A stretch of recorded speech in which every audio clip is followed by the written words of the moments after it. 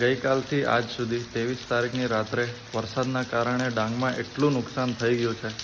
જુઓ આગળ વિડીયોમાં.